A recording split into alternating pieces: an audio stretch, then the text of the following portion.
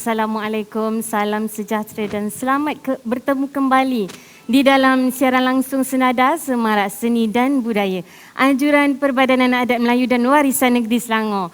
Baiklah, siaran langsung Senada akan menemui anda setiap minggu kedua dan keempat pada hari Rabu jam 12.30 hari di IG Kesenian Padat dan juga di FB page Padat. Jangan lupa untuk like, komen dan share siaran langsung pada hari ini agar dapat sama-sama kita menambahkan lagi pengetahuan sambil berhibur dengan pelbagai persembahan-persembahan menarik yang telah kami sediakan khas untuk anda. Sebarang komen, cadangan dan soalan bolehlah anda kongsikan bersama kami sepanjang siaran langsung ini ke udara. Seperti yang anda baru saja anda saksikan sebentar tadi, siaran langsung Senada dimulakan dengan persembahan dari kumpulan kesenian padat. Kami dari produksi Senada telah menyediakan seleksi persembahan dengan bertemakan lagu-lagu dan tarian-tarian Zapin. Baiklah, seperti sedia maklum, setiap minggu Senada kita akan membawakan dan mengupas topik-topik menarik. Dan pada minggu ini, topik yang akan kita bincangkan adalah mengenai konservasi, iaitu konservasi logam. Bersama saya, hos anda, Nur Dayana, akan menemani anda selama 1 jam kami bersiaran. Tanpa melengahkan masa, ingin saya kenalkan tetamu undangan kita pada minggu ini, iaitu Encik Muhammad Aidi Khairunizam bin Haji Rashid, penolong kurator bahagian konservasi unit non-organik Perbadanan Adat Melayu dan Warisan Negeri Selangor. Apa khabar Cik Aidi? Khabar baik, Puan Yana. Terima kasih kerana sudi bersama dengan kami minggu ini. Alhamdulillah. Okay. Kira ini boleh dianggap sebagai temu buah pertama Encik Aidi. Ya, betul. Sepanjang perkhidmatan Encik Aidi dalam padat. Pertama kali dalam bahagian konservasi. Okey, dalam konservasi. Ya, saya. Okey, dan ini juga kesempatan nak kita ambil lah. Bila bercakap tentang konservasi logam, bahagian konservasi juga adalah salah satu bahagian yang teramat penting dalam jabatan. Ya, betul. Konservasi logam ni salah satu part atau bahagian daripada bahagian konservasi di Padan. Okey. Kalau dalam jabatan Padat sendirilah, kita sebenarnya ada banyak koleksi yang terdiri daripada beberapa material jenis. Okey, kalau difahamkan, dalam Padat sendiri kita ada koleksi hampir 6,000 jenis dan hampir 2,000 jenis adalah banyak daripada jenis logam. Antara contoh-contoh yang ada di Padat. Okey, contoh-contoh logam yang ada di dalam koleksi kita, sebenarnya kita ada jenis logam tembaga, logam besi, silver dan juga barang kemas. Okey. Saya difahamkan yang Encik Aidi berasal daripada Johor. Ya, saya betul. Sebab Encik Aidi boleh berzapin. Saya tidak pandai berzapin, tapi saya suka melihat tarian-tarian kebudayaan kita. Berminatlah. Yes, betul. Okay. Baik, sebelum kita masuk ke bahagian yang seterusnya, mungkin penonton yang sedang menonton siaran langsung ini ingin tahu tentang gerak kerja sepanjang musim pandemik COVID-19 dan apa perencanaan bahagian konservasi sendiri. Okey, alhamdulillah. Dalam bahagian konservasi padat, program kita sepanjang pandemik ni, kita sebenarnya meneruskan kerja dengan berlandaskan SOP yang diterapkan oleh pihak kerajaan dan juga jabatan. Kalau dari segi SOP, sebenarnya dalam bidang konservasi memang dah sedia maklumlah. Kita memang ada SOP standard dalam konservasi, iaitu memang mengekalkan penjarakan sosial dan sebab di dalam bahagian konservasi, kalau dalam makmal pun kami mementingkan keselamatan terutama terhadap koleksi. Itulah. Okey, baiklah Cik Aidi. Berbalik pada topik kita tadi, minta untuk Cik Aidi terangkan apa itu definisi umum untuk konservasi. Okey, terima kasih Yana. Okey, konservasi adalah sebenarnya satu aktiviti pemeliharaan dan pemeliharaan terhadap koleksi. Jadi saya tambahkan sedikit tentang sejarah konservasi. Kalau pada dasarnya sejarah konservasi ini sebenarnya telah bermula daripada abad ke-18 lagi. Kalau kita lihat pada negara-negara Eropah suatu masa ketika itu yang giat menjajah negara-negara di serata dunia lah. So negara-negara inilah yang fokus kepada pengumpulan koleksi-koleksi yang ada di negara-negara mereka yang menjajah tu. Jadi bila dia orang bawa balik semula ke negara dia orang, so koleksi tu mungkin dalam keadaan rosak. So timbullah satu aktiviti yang membersihkan ataupun penambahbaikan kecil itulah lah. satu tugas penting buat bahagian konservasi. Ya, timbullah idea konservasi itu. Jadi kerja-kerja konservasi ini dilakukan oleh segolongan inilah. Jadi timbullah perkataan conservator. Daripada golongan yang melakukan aktiviti pembersihan ini, jadilah tarifan kepada mereka iaitu conservator. Jadi mereka-mereka yang berada dalam bahagian konservasi ini memang kita panggil conservator lah untuk membuat kerja pemuliharaan terhadap koleksi di mana-mana muzium sekalipun. Okey, baik. Seterusnya Cik Aidi ceritakan sepanjang pengetahuan Cik Aidi sejarah perkembangan konservasi. Okey, sejarah perkembangan konservasi.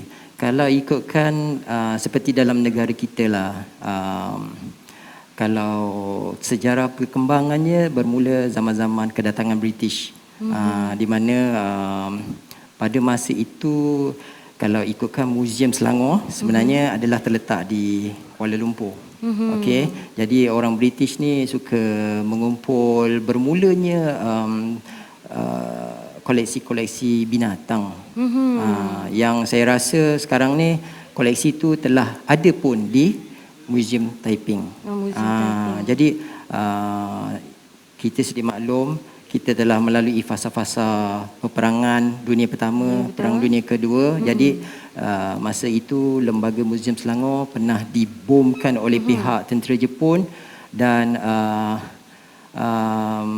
Kerajaan Melaya ketika itu membina satu muzium khas di Tanah Melayu, tetapi Selangor bila dipisahkan daripada wilayah persekutuan, so dibinanya satu muzium negeri Selangor. Jadi terbinanya lembaga Muzium Negeri Selangor di Shah Alam pada 1989. Okey. So dia punya artifak-artifak yang ada di Muzium Shah Alam itu terdiri daripada logam. Ya, betul. Yang saya terangkan tadilah, kita ada dalam 6,000 jenis dan antaranya hampir 2,000 jenis logam.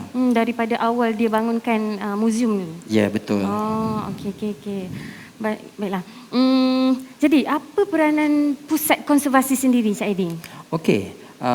Sebenarnya peranan pusat konservasi ni sebenarnya adalah menjadi satu pusat konservasi padat yang bertanggungjawab memastikan koleksi itu dalam keadaan baik dan terpelihara. Itu matlamat yang penting lah. Jadi secara umum, objektif umum konservasi dia adalah memastikan koleksi itu dalam proses pembersihan, rawatan dan juga secara saintifik. Sama ada melalui kaedah yang moden ataupun tradisional. Jadi kalau apa perbezaan dia? Kaedah secara moden dan juga tradisional. Okey, kita sedia maklum dalam dunia persekitaran kita ataupun dunia-dunia di luar sana. Contoh macam keris sinonim dengan orang Melayu. Zaman dahulu menjaga keris adalah menggunakan penggunaan air kelapa, batang pisang, buah nanas dan juga perasapan. Tetapi di dalam di dalam muzium padat itu sendiri kita menggunakan kaedah-kaedah secara moden melalui konservasi lah. Okey. Baiklah. Jika kita lihat koleksi-koleksi yang jabatan sendiri ada, kita dapat lihat cara-cara mungkin Cik Aidi sendiri proses di pembersihan dia agak sukar ataupun banyak cabaran tak? Okey. Sebagai seorang konservator memang ada cabaran ketika mengendali sesuatu item ataupun artifak koleksi itu. Sebab konservator ni adalah bertanggungjawab. Macam saya cakap tadi, misi utama adalah memelihara dalam keadaan baik dan sempurna. InsyaAllah. Okay, baiklah Cik Adi. Sebelum kita sambung lagi yang Ya, boleh, seterusnya, kita akan disajikan dengan persembahan daripada Kombo Padat dan juga artis budaya Perpaduan Adat Melayu dan Warisan Selangor dengan lagunya Laila Canggung oleh Puan Zarik Syuhada dan juga tarian Zapin Kampung Melayu. Dipersilakan. Laila Canggung, Laila Canggung, Laila resah,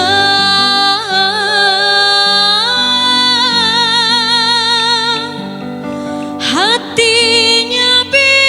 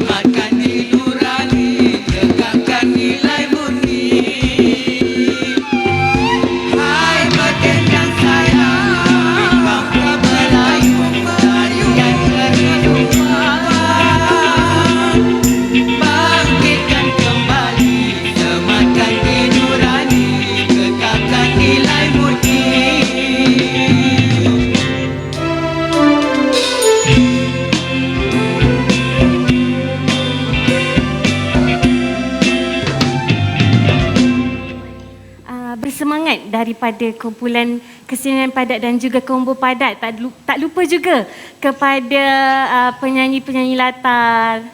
Terima kasih.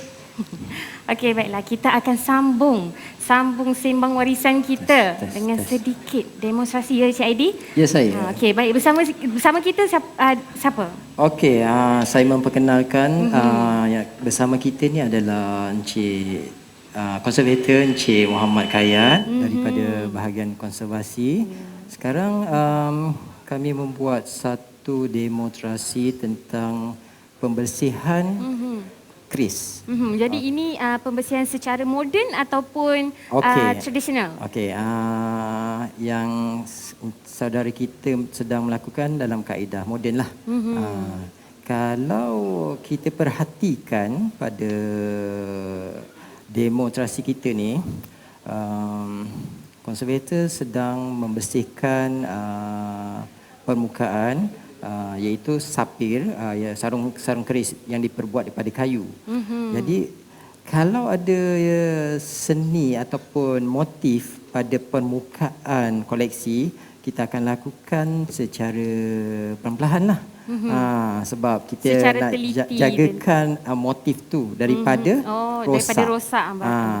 Jadi antara bahan-bahan yang digunakan tadi seperti berus gigi yang lembut yang ada di pasaran, berserta dengan berus yang lembut dan juga beberapa bahan pelarut dalam membantu penjagaan dan pembersihan koleksi keris ini. Ya, betul. Baiklah, di sini banyak bahan yang kita guna. Boleh Encik Aidi terangkan bahan? Okey,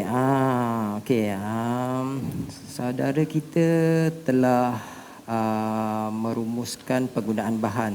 Sebab tadi Yana ada tanya pada slot pertama tadi tentang cabaran seorang konservator.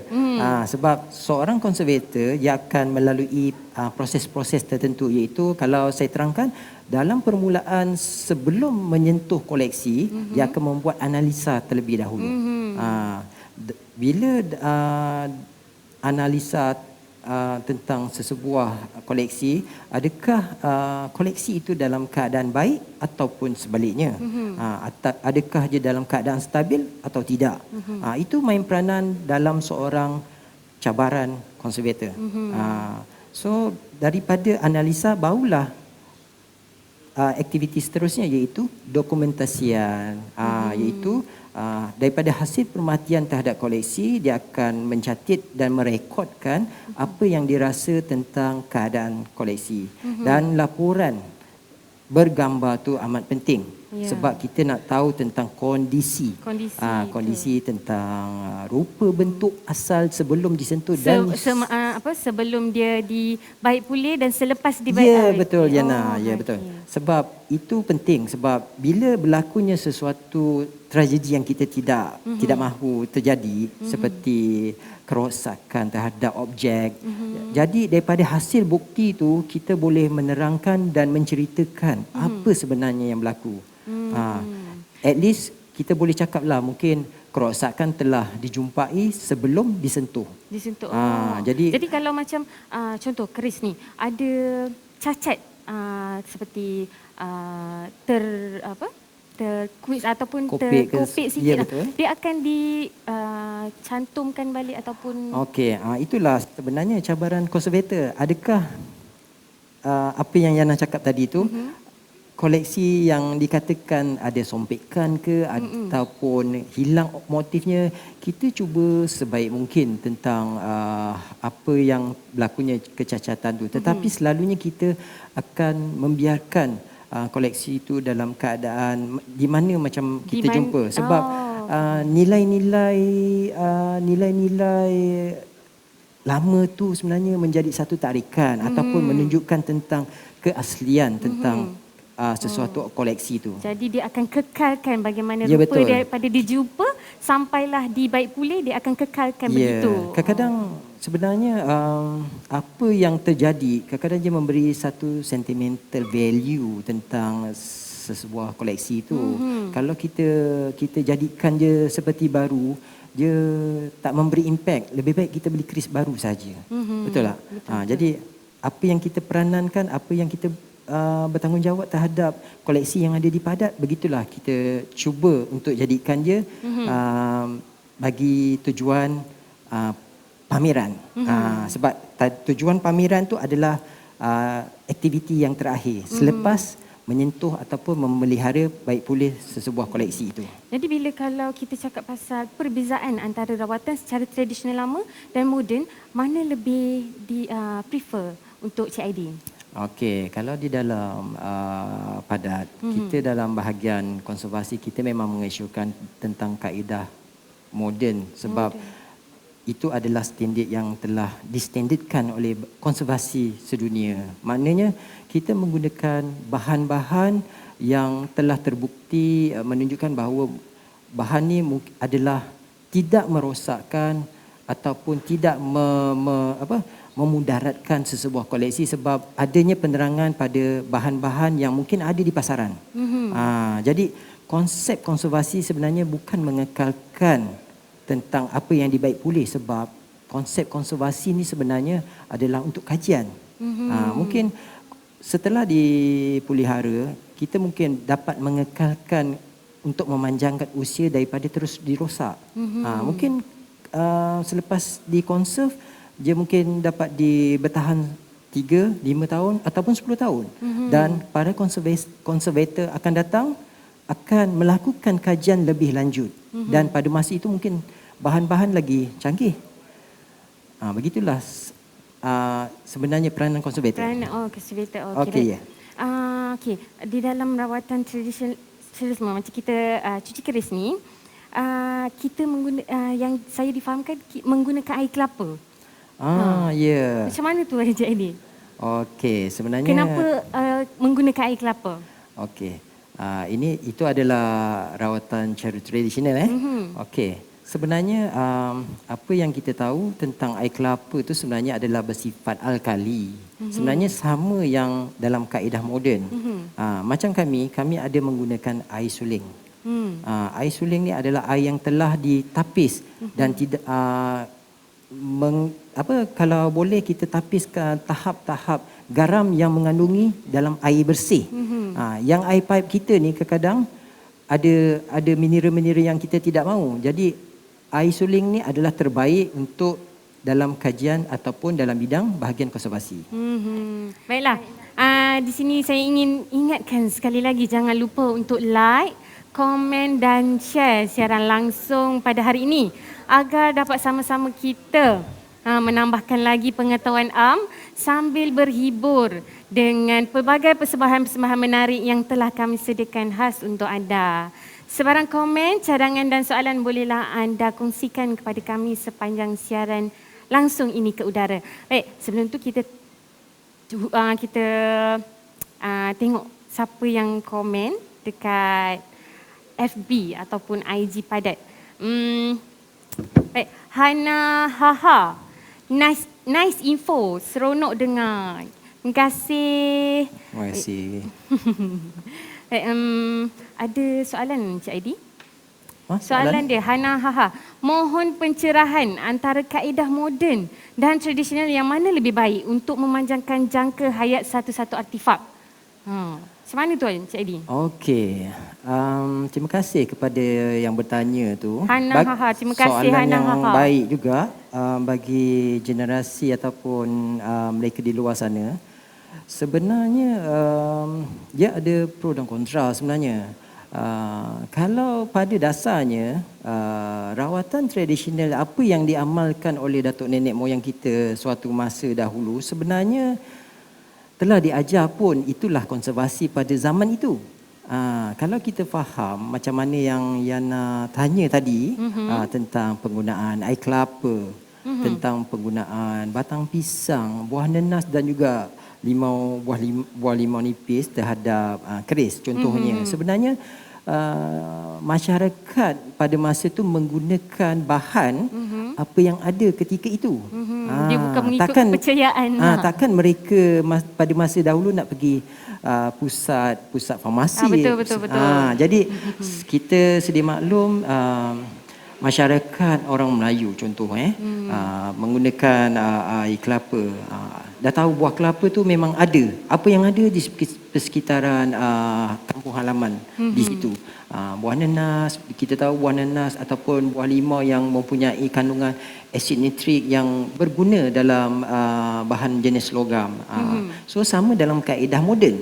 Kaedah moden ni cuma dia senang yang menjadi bahan perantara. Bahan perantara dalam dunia moden kita ini. Saya rasa tak ada masalah pun kalau masyarakat di luar sana menggunakan apa yang ada di pasaran. Cuma bacalah dia punya peraturan dan kandungan apa yang ada dalam bahan-bahan pelarut tu. Contoh saya cakap, biasa kita dengar penggunaan autosol. Itu sinonim dengan penggunaan membersihkan permukaan logam. Tetapi dalam konservasi, kita kalau boleh jangan gunakan autosol sebab kandungan dia agak tinggi. Kalau dalam terms dia, dia akan menjadi satu tumpukan ataupun dalam jenis logam tembaga contohnya, dia akan menjadi patina.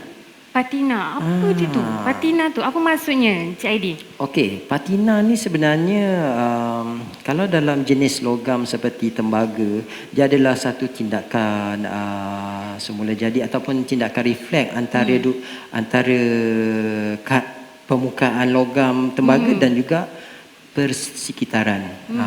Kalau kita tahu negara kita mempunyai suhu panas dan sejuk.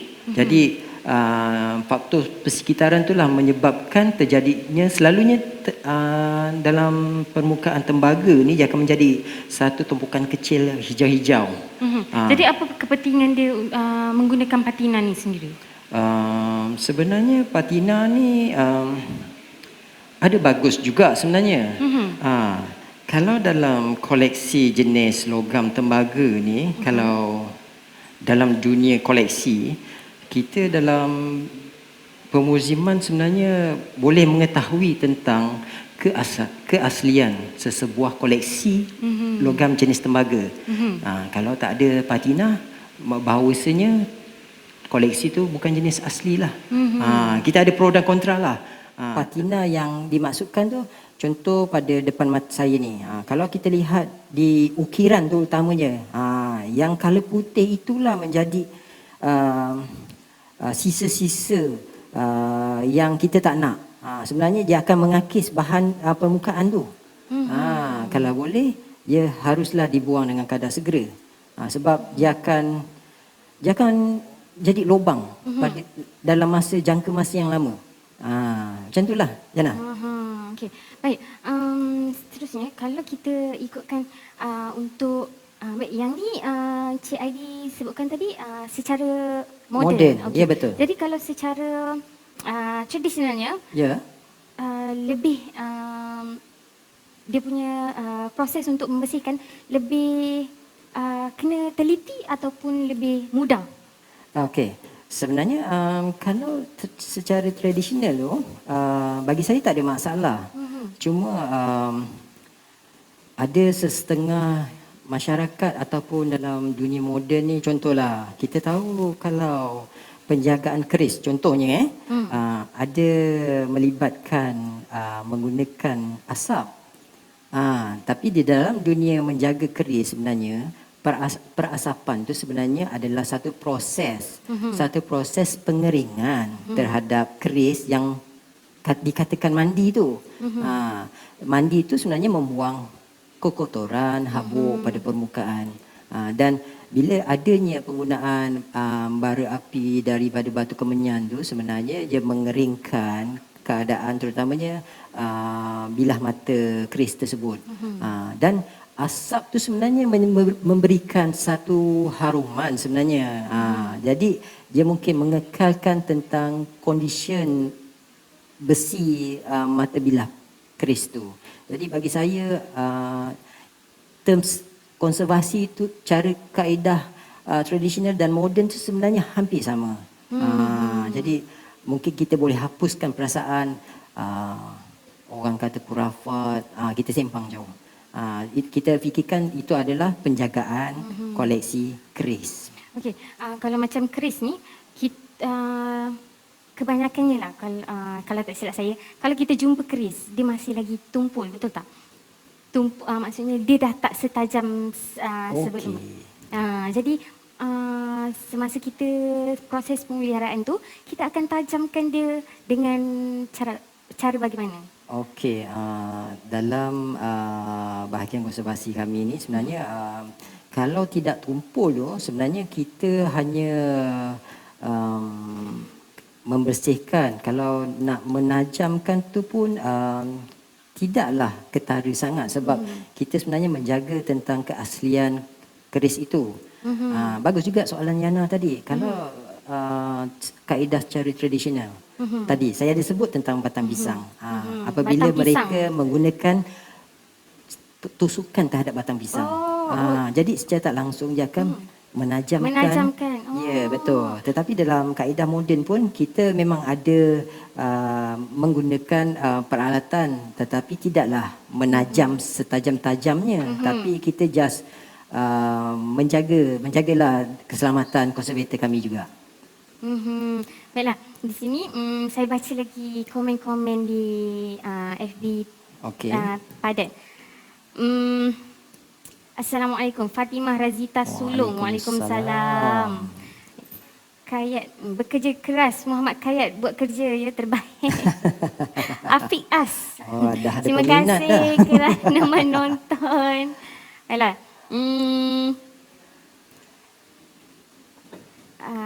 Okey, baik. Tahniah. Ya. Hana tahniah. Terima kasih. Terima kasih. Tahniah untuk apa-apa Zelaya. Terima kasih. Baik, baik Cik Aidi.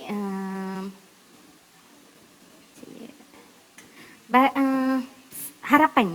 Untuk harapan Cik Aidi sebagai kurator bahagian konservasi sendiri. Okey, harapan saya sebenarnya di dalam konservasi ni bukan kepada kami di dalam bidang konservasi saja. Sebenarnya konservasi ni boleh diamalkan semua masyarakat di luar sana sebenarnya. Yana tahu dengan situasi apa yang ada hari ni, contoh. Apa permintaan motor RZ. Apa dia tu? Maknanya kita tengok di luar sana permintaan RZ tu tinggi disebabkan motor tu dah lama. So bila dah lama dia nak jadikan baru, dia buat restorasi ataupun restore semula motor tu. Jadi itu dah part of konservasi. Jadi apa yang saya titipkan kat sini adalah sebenarnya konservasi ni boleh diterapkan siapa saja di luar sana. Cuma kita tahu konservasi ni adalah mengamalkan pembersihan. Kalau dalam agama kita sekalipun kita diajar mengamalkan kebersihan diri. Jadi saya rasa tak salah pun konservasi diamalkan oleh kita semua. Jadi itulah saya tak langsunglah harapan saya pada mereka-mereka di luar sana. Ya, baiklah, itu dia. Itu dia sedikit sebanyak perkongsian yang kita dapat pada minggu ini. Terima kasih Encik Aidi dan Encik Kayat yang sudi berkongsi dengan kami di sini untuk minggu ini. Baik, saya mewakili pihak produksi padat memohon sejuta ampun dan maaf jika terdapat sebarang kekurangan sepanjang kami bersiaran. Kami menutup program siaran langsung Senada pada hari ini dengan persembahan penutup daripada kumpulan kesiaran padat dengan tajuknya Finale Lantai Al-Zafan. Dipersilakan.